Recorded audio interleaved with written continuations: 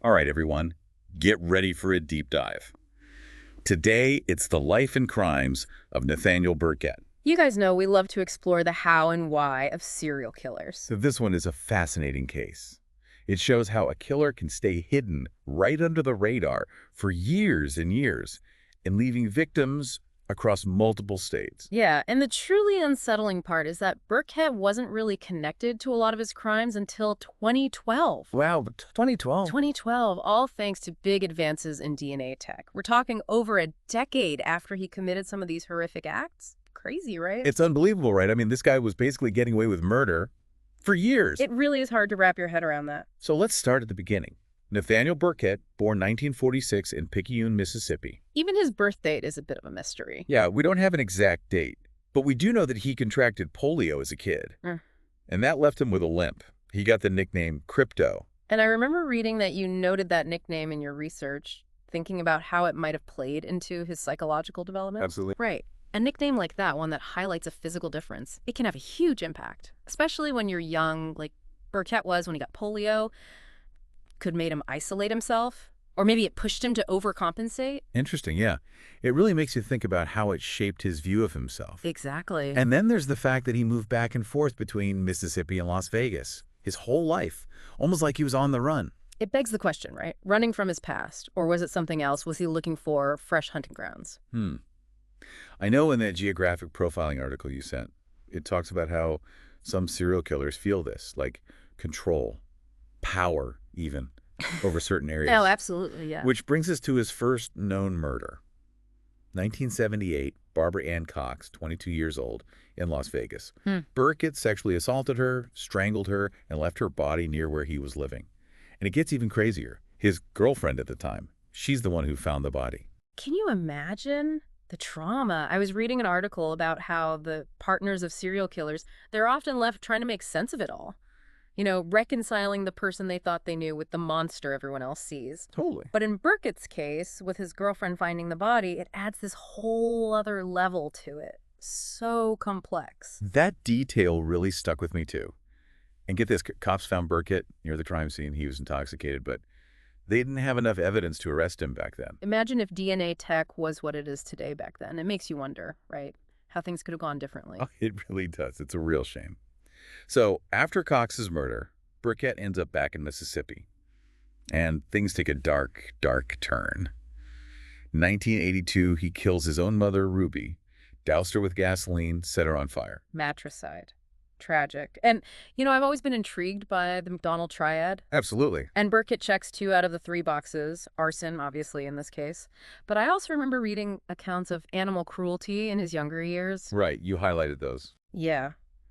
The triad is debated, for sure, but a lot of criminologists still look to it when trying to assess someone's potential for violence.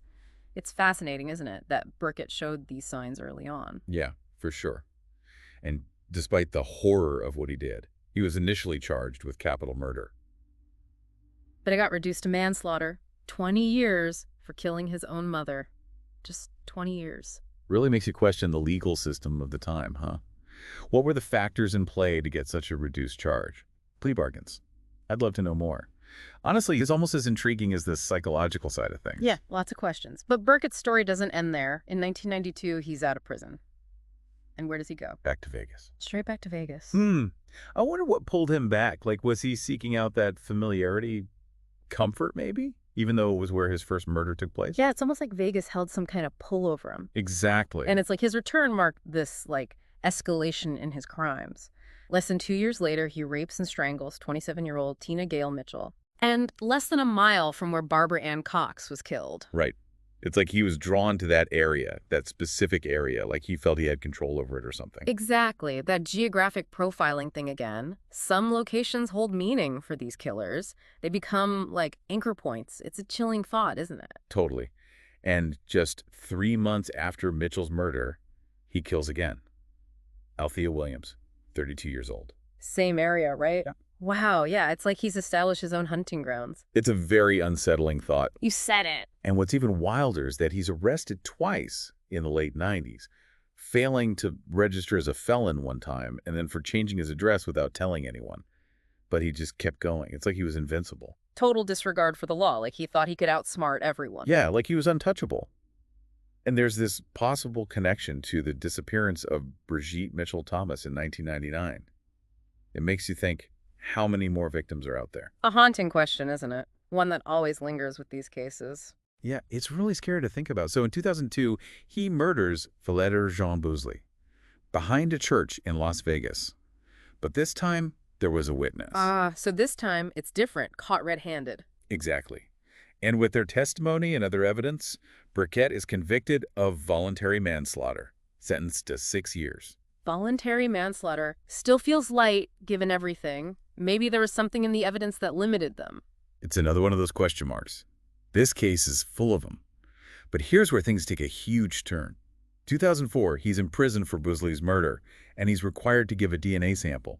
This seemingly routine procedure is going to blow the whole case wide open. The power of forensic science, huh? It really makes you think how many cold cases are sitting there just waiting for that one piece of the puzzle. It's crazy. And it's not until 2009 that Vegas Metro Police get funding for a cold case initiative. They start running all these DNA tests, looking for matches in national databases. Funding. It makes all the difference. Who knows how long those cases would have sat there if they hadn't gotten that funding? You're right. Then, in 2010, something incredible happens. Barbara Ann Cox's sister. She contacts Metro Police, their cold case team. She wants them to take another look at her sister's case. And she wouldn't let it go. Persistence. It's amazing. Family never giving up. It's powerful. The love, the need for justice. It really is. And a year later, forensic analysis links Cox's murder to Tina Mitchell's murder from back in '94. That's huge. Like finding a missing piece of a giant puzzle. Suddenly these two separate events, they're connected. And then, boom, Burkett's DNA from 2004 matches both crime scenes. That's it. Game over. It doesn't get more definitive than DNA all those years later. Justice has a long memory, doesn't it? You got that right. So 2012, he's arrested in Mississippi, extradited to Nevada to face charges for the murders of Cox and Mitchell. Wild how this DNA sample comes back to haunt him years down the line. I know, it's crazy. And that, my friends, is where we'll leave it for now. But this case is far from over. We still have the trial to discuss and what ultimately happened to Burkett. And then there's the question that keeps coming up. Are there more victims out there? More families left wondering? So many twists and turns. I can't wait to dive into the rest of this case with you. Welcome back, folks, to our deep dive. Still digging into the case of Nathaniel Burkett. Last time we left off with him facing charges for the murders of Barbara Ann Cox and Tina Gail Mitchell. Remember, that's all thanks to that DNA match. Yeah, crazy how things came full circle like that. Makes you think about what was going through his mind. I mean, he'd served time for his mother's death, for Boozley's death. And now, here come 2 more murder charges. Exactly. And the prosecution wasn't messing around either. They wanted the death penalty. They were pointing to Burkett's history of violence, how brutal the murders were. Wow, the death penalty. It really raises the stakes. I bet things were pretty intense for everyone involved. Yeah. The victims' families wanting justice, the prosecutors building their case. Yeah, no doubt. It was looking like it was going to be a long, drawn-out legal battle. But then things took another turn. Burkett is diagnosed with early-stage dementia. Dementia, that's serious. I remember when we were prepping for this, you flagged this part of the case. Something about frontotemporal dementia? Yeah, that's the type he had. And honestly, it's a cruel twist, especially considering what he did, because frontotemporal dementia, see, it affects the parts of the brain that control personality, behavior, decision-making. Wow, so the very parts of the brain that might explain his actions. They were deteriorating.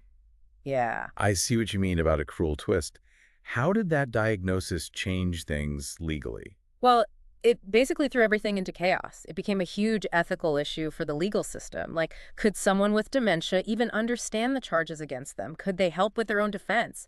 Grasp the seriousness of it all. Yeah, that's heavy. You've got the victims and their families who deserve justice, but then is it right to pursue the death penalty for someone who may not even get what's happening? Exactly. It was a real clash. Legal responsibility versus human cognition and all its complications.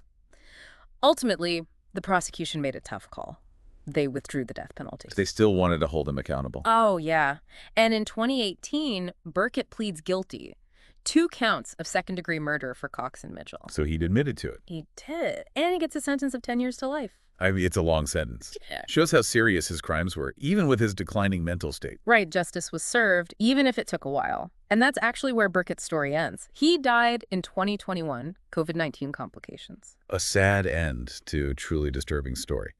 But it feels like, even though the case is closed, there's still so many questions, like his constant moving between Mississippi and Vegas. What was that about? Was he running from the law, or was it deeper than that? Like, was he seeking out new victims, new hunting grounds like we were talking about? It's a good question, and one that probably won't ever have a clear answer. Was it just a practical thing to avoid getting caught, or was there some darker impulse driving him to find new victims? It's hard to say for sure. It's fascinating to think about, but really unsettling too, right? Trying to figure him out, like solving a puzzle, but with missing pieces. Absolutely. And then there's Brigitte Mitchell-Thomas. She disappeared in 1999, and they never found her. Yeah, that case.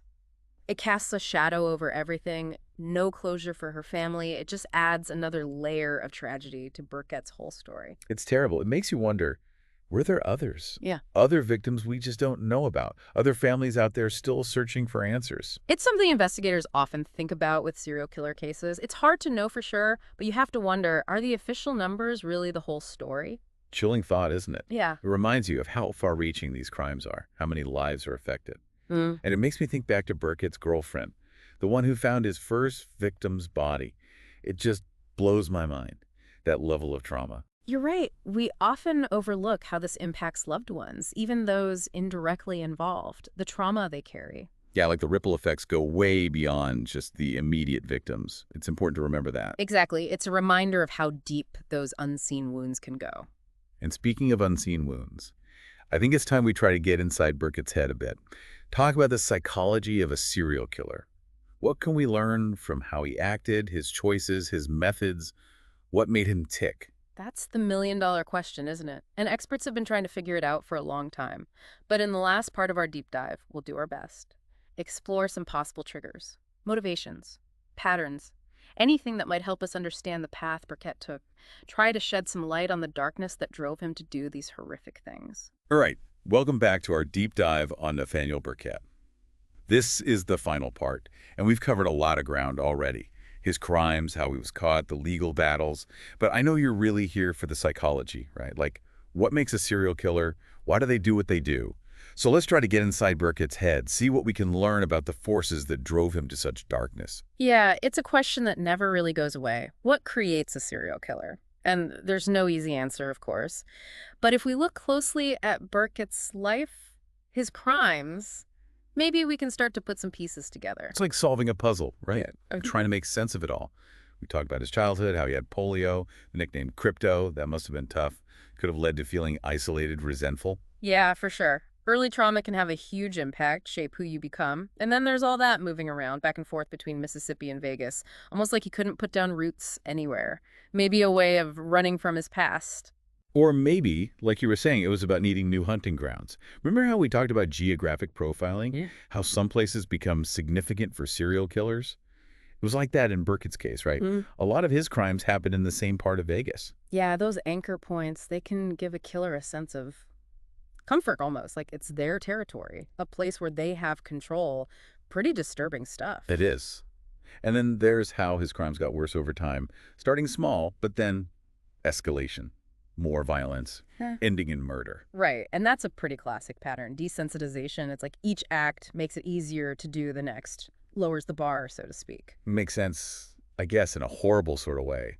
And his methods, strangulation, it just feels so personal, up close and intimate almost. Yeah, it often points to wanting power and control, domination. With strangulation, the killer, they're literally feeling the life leave their victim. God, that's awful. And don't forget, in some cases, there was sexual assault too. Adds another layer to it all. Sexual homicide is a whole other beast, hard to wrap your head around. It's a twisted mix of aggression, control, and then, of course, this warped sense of sexuality. So taking everything into account, the rough childhood, always moving, how the violence escalated, the places he chose, his methods. What does it tell us about Burkett? What was going on in his mind? It's impossible to know for sure, right? We can't climb inside his head. But if you look at the evidence, it seems likely that Burkett was struggling with a lot of, I don't know, maybe inadequacy, anger. He needed control in a really bad way. And his crimes, maybe that was his way of getting it, of feeling powerful. Like he was creating his own world where he was in charge, Yeah. where he decided what happened. Yeah, exactly. He was writing his own story in the worst way imaginable. It's tragic. And even though he's gone, the pain he caused, the families of his victims, it's still with them. Burkett's case is a powerful reminder that these crimes, they have a lasting impact. They do. And it shows how important it is to keep researching this stuff, trying to understand the why. If we can figure out what motivates these killers, maybe we can stop it from happening again. Absolutely. And for you, our listener, I think this deep dive has shown that true crime, it's not just about the facts. It's about trying to understand people, even the darkest parts of human nature. It's about seeking justice, no matter how long it takes. Well said. It's about peeling back the layers and trying to see what's underneath. Thanks for joining us on this journey as we explored the life and mind of a serial killer. Until next time, stay curious and never stop learning about the world around you. And most importantly, remember to stay safe out there.